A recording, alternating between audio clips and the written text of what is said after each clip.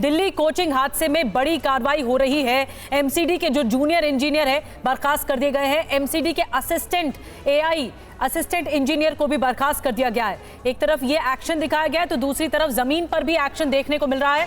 Action ये है कि बुलडोजर की कार्रवाई शुरू हो चुकी है। जो अवैध निर्माण इन कोचिंग सेंटर से जुड़ा हुआ था, जो सीवर लाइन पर अवैध निर्माण कर रखा था, इस अतिक्रमण को हटाया जा रहा है ताकि ड्रेनेज को दुरुस्त किया जा सके।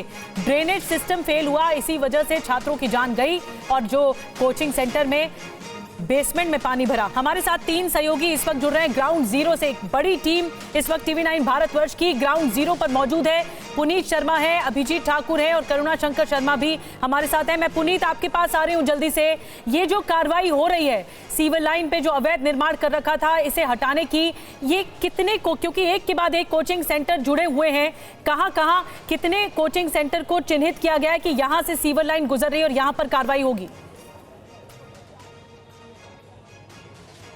देखिए, ये पूरा जो हब है राजेंद्र नगर का, ये यहाँ पर सारे कोचिंग सेंटर मैक्सिमम है और सभी के पास से सीवर लाइन गुजर रही है। और ऐसे में यही हुआ था जब ये सीवर लाइन मेन रोड जो है ये राजेंद्र नगर का, जब यहाँ पर ये पूरी तरीके से चौक थी तो उसके बाद यहाँ पर पानी भरा और उसी सीवर लाइन को साफ करने के लिए आप देखेंगे कि एक तरफ से ये बुलडोजर की कार्रवाई शुरू हुई है, जहाँ से बाड़ा मार्ग जो बाड़ा रोड कहलाता है, बाड़ा रोड, उससे शुरू हुई है कार्रवाई और आगे की तरफ बढ़ती जा रही है। सभी कोचिंग सेंटर्स के बाहर की ये तमाम जो जगह है उनको इस वक्त बुलडोजर से तोड़ा जा रहा है। शुरुआत में ही IAS की तमाम जो कोचिंग सेंटर्स है वो शुरू हो जाते हैं और ये आगे तक तकरीबन 1.5-2 किलोमीटर तक ये कोचिंग सेंटर्स हैं। तो अब इस पूरे इलाके में, चूंकि यहाँ पर ये दुखद हादसा हुआ, तो पूरे इलाके में सबसे पहले इसी तरीके से जो इंक्रोचमेंट है, अतिक्रमण है, अब उसको हटाने की कार्रवाई शुरू की गई और इसीलिए जो पूरा एरिया है उसको फिलहाल कॉर्डन ऑफ किया गया है। कोई भी अब अंदर नहीं जा सकता और ये एक बड़ी कार्रवाई एमसीडी की तरफ से की जाएगी।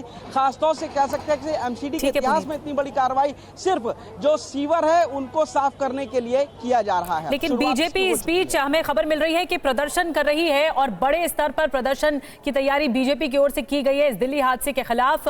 और जितेंद्र भाटी हमारे साथ हैं। Jitendra Bhati, over to you, कुछ बातचीत कर रहे हैं।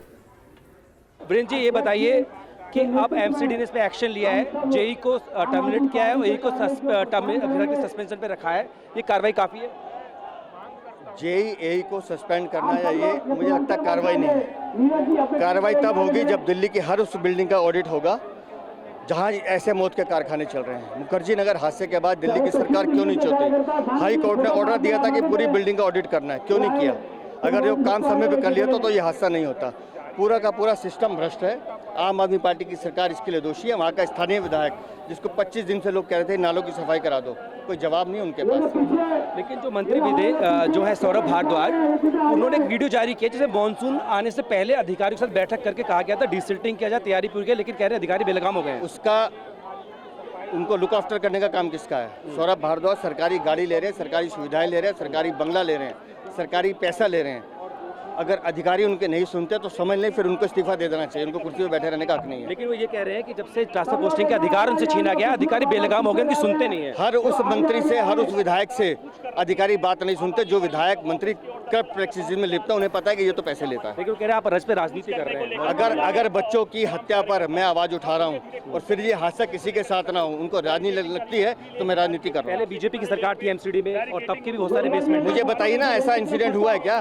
पिछले 2 सालों में इन्होंने एमसीडी को मौत का कुआं बना दिया और ये हादसे रोज हो रहे हैं। ठीक है, तो वीरेंद्र सचदेवा, और एक बार तस्वीर कपिल दिखा दीजिए किस तरीके से यहाँ पर देखिए अब तमाम जो कार्यकर्ता हैं वो आम आदमी पार्टी के दफ्तर की तरफ आगे बढ़ने की कोशिश कर रहे हैं। आपके पास दोबारा मैं आऊंगी। वहां पर जबरदस्त प्रदर्शन किया जा रहा है। वीरेंद्र सचदेवा को आप सुन रहे थे, उनकी तरफ से कहा गया कि बार बार विधायक को, राजेंद्र नगर के विधायक को शिकायत के बावजूद भी कोई एक्शन नहीं लिया गया। हमारे साथ अभिजीत है, अभिजीत के पास चलते हैं जल्दी से। हमारे साथ करुणा शंकर शर्मा भी हैं। अभिजीत, मैं आपके पास आ रही हूँ। ये जो एक्शन लिया जा रहा है, बुलडोजर की कार्रवाई हो रही है, ये तस्वीरें दिखाइए और साथ में बताइए कि ये कार्रवाई के लिए कितने बुलडोजर यहाँ पर मौजूद है राजेंद्र नगर?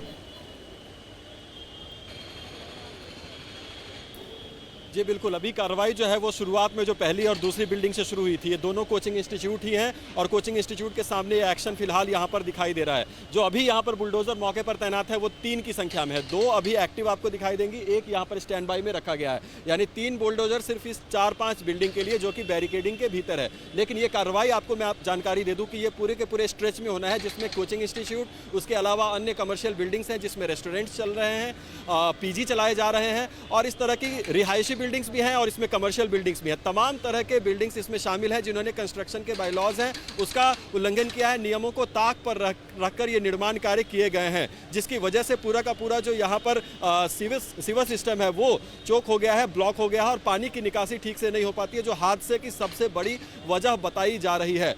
सबसे बड़ा सवाल है कि ये भी उठता है कि जब ये तमाम निर्माण चल रहे थे और कई सालों से ये कोचिंग इंस्टीट्यूट्स और बिल्डिंग्स यहाँ पर मौजूद हैं, तब तक क्या कार्रवाई हो रही थी? अगर ये कार्रवाई पहले हो गई होती तो शायद ये जाने अभी नहीं जाती। लेकिन आज ये कार्रवाई हो रही है तो लोगों को कम से कम ये उम्मीद है कि तमाम इस तरह की बिल्डिंग्स पर कार्रवाई होगी। ये चुनिंदा कार्रवाई सिर्फ उस कोचिंग इंस्टीट्यूट के सामने ही नहीं बल्कि पूरे के पूरे इलाके में होनी चाहिए। सैकड़ों की संख्या में यहाँ पर कोचिंग इंस्टीट्यूट है, 1000 से ज़्यादा पीजी यहाँ पर चलते हैं और हज़ारों की संख्या में यहाँ पर छात्र रहते हैं। उनकी आवश्यकता के अनुसार रेस्टोरेंट, मेस और ऐसी तमाम गतिविधियाँ हैं जो कि बेसमेंट के अंदर चलाई जा रही हैं। अभी हमने करोल बाग में देखे हालात यहाँ पर कि बेसमेंट के अंदर किचन चलाया जा रहा है। आप सोच सकते हैं, मेस चलाया जा रहा है, वहाँ पर पीजी चलाए जा रहे हैं। बच्चे बेसमेंट में रहते हैं क्योंकि बेसमेंट के अंदर का किराया कम होता है। कितना ज़्यादा वो असुरक्षित और खतरनाक हो सकता है, इस बात का अंदाज़ा आप लगा सकते हैं और ये तस्वीरें भी हम आपको आगे दिखाएंगे। लेकिन फिलहाल जो यहाँ पर स्थिति है वो हम आपको दिखा रहे हैं कि एमसीडी का एक्शन यहाँ पर दिखाई दे रहा है। बुलडोजर के साथ तमाम अवैध निर्माण। अभिजीत बता रहे हैं कि जो पूरी सीवर लाइन कनेक्टेड है, जितने भी कोचिंग सेंटर राजेंद्र नगर में, ओल्ड राजेंद्र नगर में मौजूद हैं,